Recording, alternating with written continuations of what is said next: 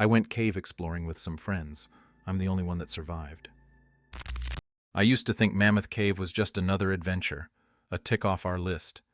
It was supposed to be fun, a weekend to explore the shadows with my best friends, to test our nerves in the endless dark. But somewhere down there, under miles of stone, something went wrong. Now, one of us is missing, and I swear, I can still hear him calling. We'd been going for hours, our voices echoing through the tunnels, each one mocking the confidence we had when we started. There was me, Sam, and my friends Luke, Jared, and Ben. Ben was always the daring one, the first to wander ahead, the one who'd get us into trouble just to laugh it off. But when he didn't come back, no one was laughing. It's strange. We retraced our steps, searched every crevice, calling his name until our voices scraped raw. Nothing. Just an endless silence, heavy and swallowing. And then, the faintest echo, like Ben's voice, drifting from somewhere deep in the shadows. Luke was the first to hear him calling. He stopped dead, his hand shooting up as we walked, telling us to listen. We froze, straining against the thick silence. "Did you hear that?" he whispered, his voice barely louder than a breath. None of us had, but as we stood there, letting the silence settle around us, we heard it. A faint, distant call, almost swallowed by the stone around us. It was Ben's voice, unmistakably. He was calling out, the sound barely reaching us but bouncing off the cave walls in strange, warped echoes. The direction was wrong, though. The call wasn't coming from where we'd last seen him. It was coming from one of the tunnels we hadn't even traveled down. But maybe, somehow, the paths were connected. It wasn't impossible for cave tunnels to intersect. We were probably about 2 miles down at this point, so deep that the silence felt alive, closing in around us. The chill in the air seeped into our bones, and every breath echoed back like a reminder of how far we'd come. The walls felt tighter here, the space around us shrinking with each step. Our lights cast shaky beams on the rough stone, cutting through just enough darkness to keep us moving. We'd packed extra batteries, sure, but even with the supplies, an uneasy feeling twisted in my gut. Still, leaving wasn't an option. Ben was down there somewhere, and we couldn't just abandon him in the dark. We walked down a few hundred feet, calling out Ben's name into the dark, then waiting in silence, hoping for any kind of response. The cave swallowed our voices, leaving only the faint drip of water somewhere far off. Then, after what felt like ages, we heard him. It came from behind us. "What the fuck?" Luke whispered, his voice tight and shaky, eyes darting back toward the path we'd just covered. Jared, louder than any of us, shouted back, "All right, Ben, you can stop messing with us now, man. This isn't funny, bro." I wanted to believe it, that Ben was just messing with us, hiding in some shadowed nook and waiting to jump out. But as I stared into the empty tunnel behind us, a chill crept over me. I couldn't shake the feeling that somehow it wasn't really Ben. We backtracked, our lights slicing through the shadows as we searched every inch of the area. We moved slowly, scouring every nook, every crack in the walls, but there wasn't a single trace of Ben. Not a footprint, not even a scuff mark. He was just gone. Eventually, we returned to the central cavern, slumping down on the cold stone to catch our breath and regroup. I told the others what had been gnawing at me, the dread curling around my thoughts, but Luke was quick to brush it off. "Oh, come on, man. You know Ben is just fucking with us," he said, his tone forced like he was trying to convince himself as much as me. "Well, how did he end up back here then, when he was down there before?" I shot back. "I'm telling you guys something isn't right." Before anyone could answer, Ben's voice echoed again, faint but unmistakable. This time, it came from the tunnel we'd seen him go down first. "Come on, guys. This way." His voice drifted down the rocky corridors, a lazy drawl that somehow felt wrong. Jared sprang to his feet, shouting down the tunnel, "Screw you, Ben! When I see you, I'm going to beat the shit out of you!" Then we heard it. A low, chuckling laugh, the sound echoing, but from a completely different tunnel. Luke and Jared exchanged glances, the bravado draining from their faces. It was like the air had thickened, and now they felt it too. Something was off. A chill crept over all of us, settling in our bones as Ben's laughter faded into the shadows. We huddled together, whispering hurriedly about what to do. The idea of leaving came up quick, but Luke shut it down fast. "We can't just leave Ben down here, guys," he insisted, voice firm but edged with unease. Jared shook his head, glancing toward the distant exit. "I'm going. I'll call the cops and tell them our friend's missing. I'll come back with a search party." It wasn't a bad idea, honestly. Part of me felt relief at the thought of professionals with equipment and experience, but Luke wouldn't budge, his jaw set, determination in his eyes. He wanted to keep looking, convinced that Ben was close, just around the next corner. Jared didn't wait for more argument. With a last look back, he took off down the path toward the exit, his flashlight bouncing along the walls until he was out of sight. Luke and I stood there in silence, the weight of the decision hanging heavy between us. Eventually, we decided to search a little longer. Just a little longer, we told ourselves. After Jared disappeared from sight, Luke and I ventured down the same tunnel Ben had vanished into. We called out, voices barely steady, and after a moment, Ben's voice drifted back, faint and distorted, like it was caught in a slow echo. The sound seeped out of a dark, narrow crevice ahead, just wide enough for us to squeeze through. We moved cautiously, each step slower than the last, feeling a prickling sensation on our necks, like unseen eyes were watching us from the shadows. The path bent sharply to the right, creating the illusion that it might loop back toward one of the other tunnels. Luke forced a chuckle. "See? He's just messing with us." But as we rounded the corner, our lights caught something that made us stop dead. A jagged hole yawned open in the middle of the path, wide and deep, cutting off the tunnel. The space was too narrow to walk side by side, so I trailed behind Luke as he edged forward and aimed his flashlight down into the darkness below.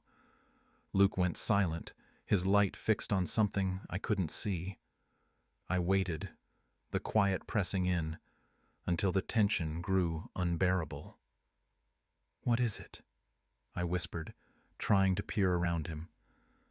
When he turned to me, his face was drained of color, eyes wide, lips parted like he couldn't quite find the words. He swallowed, barely managing to get it out. "He's down there," Luke said, his voice trembling. My blood ran cold. "What do you mean?" I stammered, heart pounding against my ribs. "He's down there, Sam," Luke whispered, voice cracking. "Dead." The words hit me like a punch. I stood there, numb with disbelief, until Luke grabbed my arm, his grip almost painful. "We have to get out of here," he said, voice tight with terror. Without another word, we turned and started back, moving fast but steady, our lights casting frantic beams along the rough stone walls. As we reached the tunnel that led back to the central cavern, another voice echoed through the darkness. "Guys!" Neither of us paused. We broke into a sprint, feet pounding against the ground, breaths ragged with panic. We didn't care where it was coming from. We just wanted out. In his haste, Luke stumbled over a jagged rock and fell hard, his flashlight skidding across the ground before shattering into pieces. I stopped, reaching down to pull him up, my light sweeping the walls as I moved. And that's when I saw it. A figure, pale and naked, crouched at the far end of the tunnel, watching us with hollow, empty eyes. It looked almost human, but something was horribly, horribly wrong. "Oh my God," I muttered, my voice barely a whisper, trembling as I stared at the figure. Luke turned, catching sight of it, his face twisting in terror. He grabbed my arm, jolting me out of my daze. "Come on, Sam," he urged, pulling me forward. We didn't look back, rushing through the darkness, desperate to put as much distance as possible between us and whatever that thing was. Every shadow felt like it was closing in on us, every echo stretching our nerves tighter. As we reached the main tunnel that led out of the cave, we saw a figure lying on the ground ahead. Jared. He was sprawled face down, motionless, his flashlight lying a few feet away, casting an eerie glow on the stone. "Oh, God," I breathed, heart racing as we knelt beside him. He must have tripped, maybe knocked himself out in his rush to get out. But when we turned him over, the breath left my lungs. His face was unrecognizable, crushed and bloody, as if something had beaten him down, over and over. The horror of it froze us in place, and I could barely think, only feel the cold grip of fear sinking deeper into my bones. That's when we heard it, a voice drifting from the shadows, but this time it wasn't Ben's, it was Jared's. "Come on, guys, this way," the voice called, soft and taunting. I swung my flashlight toward the sound, heart hammering, and there it was, standing just beyond the light's reach. Pale, humanoid, but wrong in every way. Its skin was chalky, almost luminescent under the beam, and its eyes, solid black, empty and endless. The thing stared at us for a moment, then turned, its movements jerky and unnatural, and ran down the tunnel, laughing in Jared's voice, a sick, twisted echo of the friend we'd known. "What the hell?" Luke whispered, voice barely audible over my own pounding heart. He grabbed my arm, his grip trembling. "We have to get out of here, man." I didn't need any convincing. We bolted, feet slamming against the stone, the darkness stretching ahead of us like a maw, ready to swallow us whole. As we ran, the creature's footsteps echoed close behind, its pace relentless. My heart pounded, my breaths coming in ragged gasps as we pushed forward. Suddenly, Luke stumbled and fell, hitting the ground hard. I skidded to a stop, spinning around, and that's when I saw it. The creature had caught up to him, gripping his leg and starting to drag him back into the shadows. Luke clawed at the ground, his face contorted in terror. Without thinking, I shone my flashlight directly on it, and as the beam hit, the creature shrank back, raising its long, bony arms to shield its huge black eyes. It couldn't stand the light. That much was clear. I stepped toward Luke. Light fixed on the creature as it hissed and retreated, slipping back into the pitch-black depths of the cave. We backed away slowly, both of us trembling, the silence around us settling like a heavy weight. We kept moving, trying to keep our steps steady, though every nerve in our bodies screamed to run. Luke fumbled in his bag, pulling out his spare flashlight, and now, with both beams cutting through the shadows, we scanned every crevice, every dark corner around us. The creature was silent now, but its presence clung to us, a feeling so thick it was hard to breathe. We both knew it was still near, lurking just out of sight, watching and waiting. Minutes stretched on, each one more suffocating than the last. But then, just as panic threatened to take over, we saw it. The cave entrance, a sliver of remaining daylight spilling in, piercing through the darkness like a lifeline. It was so close, a beacon of hope after the nightmare that had nearly swallowed us whole. We made it, or at least we thought we did. Step by step, we edged closer to the exit, the sunlight drawing us in, so close I could almost feel its warmth. But just as we reached the final stretch, the creature dropped down from above, a blur of pale skin and black eyes, crashing into Luke and sending him sprawling to the ground. I whipped around, frantically aiming my light, but it was too late. In an instant, the creature pinned him down, smashing his head against the stone with brutal force. Paralyzed for a split second, my mind screamed at me to act, to do something. But instinct took over. I turned and ran, abandoning Luke's final muffled cries, leaving my friend behind.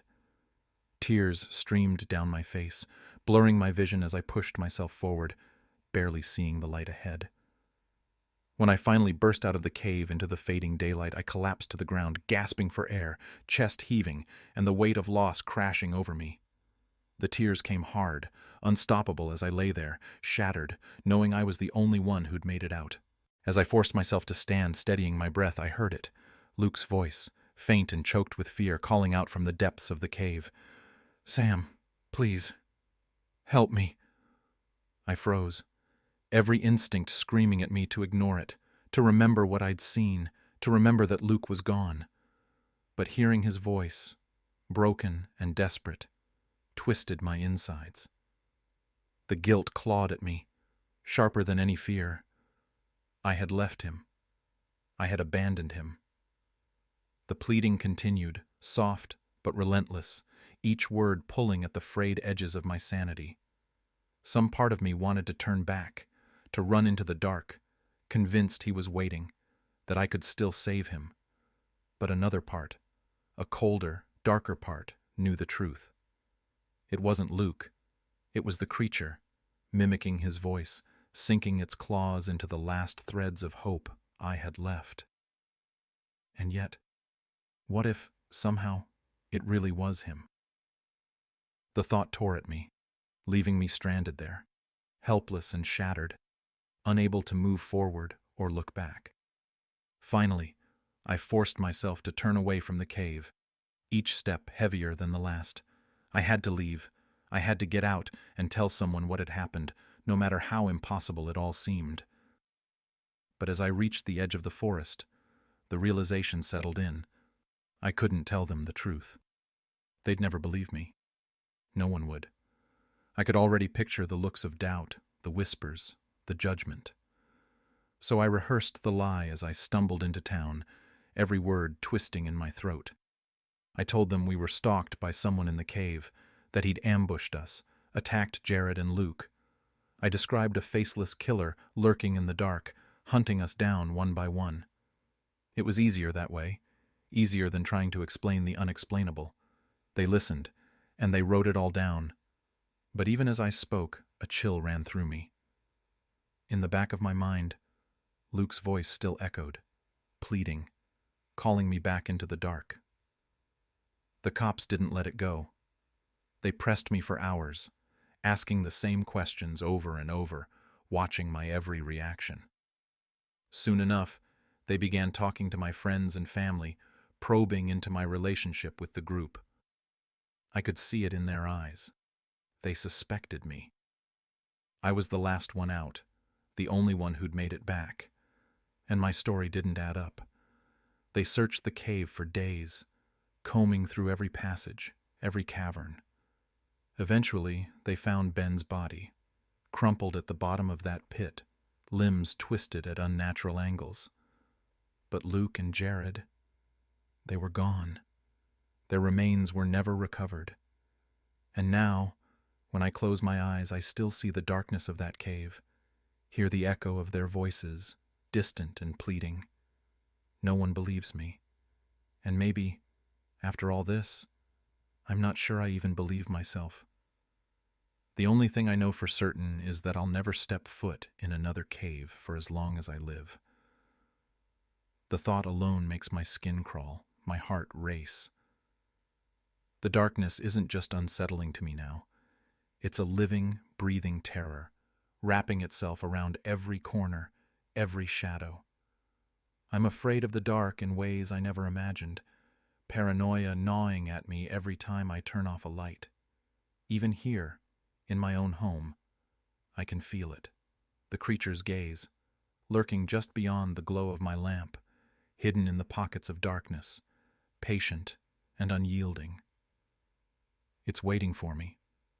I can feel it, lurking, watching, waiting for that one moment when I'm left alone in the dark. And I know deep down that it won't stop until it pulls me back into the shadows, just like it did with them.